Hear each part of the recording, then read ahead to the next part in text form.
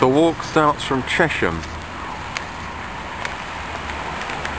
and goes through Lowndes Park.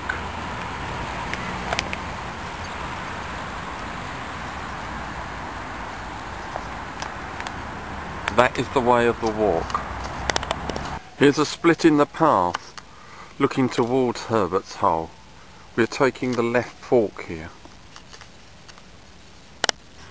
Walking across the field to the road from which Herbert's Hole leads. Here the walk is part of the Chiltern Link. Here it is, the start of the bridleway known as Herbert's Hole along a Chiltern bottom.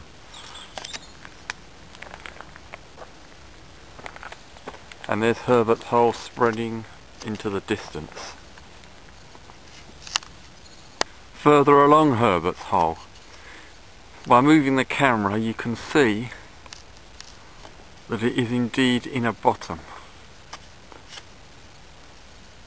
Fascinating. Looking back along the way we've come along Herbert's Hole. Walking along Herbert's Hole reminds me of when I first did this walk 31 years ago in early October 1976.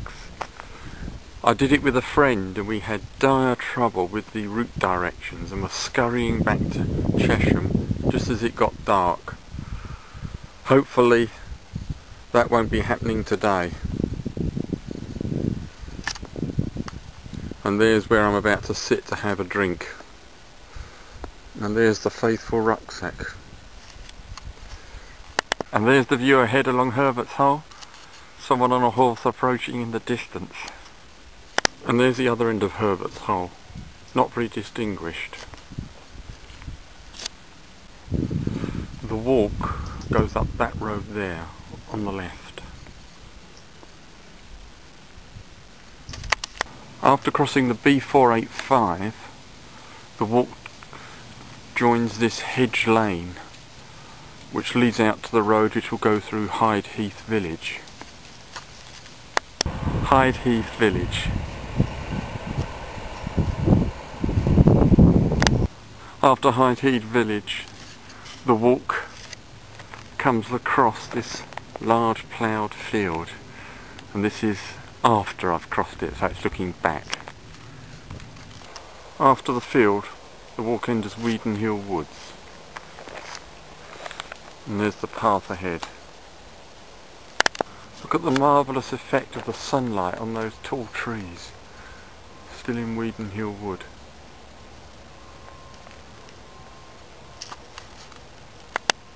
Exiting the wood, we now have to go across this field to a metalled road. The field, the walk goes through some roads and then turns left down this path through a wooded valley. Although cars seem to get down here as well. It's another long distance path, the Chiltern Heritage Trail. Got past the cars now, deeper into the woods.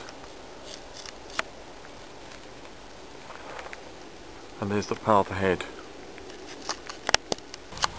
The walk goes under the Chesham branch of the Metropolitan line.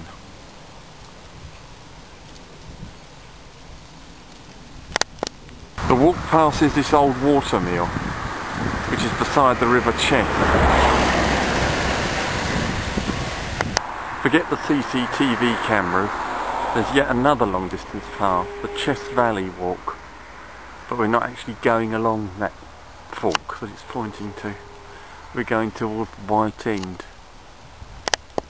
The walk's turning right here. Along this path. This is where route finding is very difficult. The book talks about a maze of tracks. This is where it went wrong all those years ago. We're looking for a trig point. And there's the trig point. The route finding seemed to be far easier now. Now in Calcroft Wood, with another complicated set of route instructions. Route directions have become meaningless, but we do go along Bottom Lane to Traps Lane, hopefully. I've now Made my own way to the start of Bottom Lane.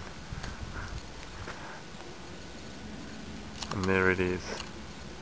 Forked into Traps Lane, and that man with his dog just confirmed it to me. Further along Traps Lane. Rubbish strewn end of Traps Lane.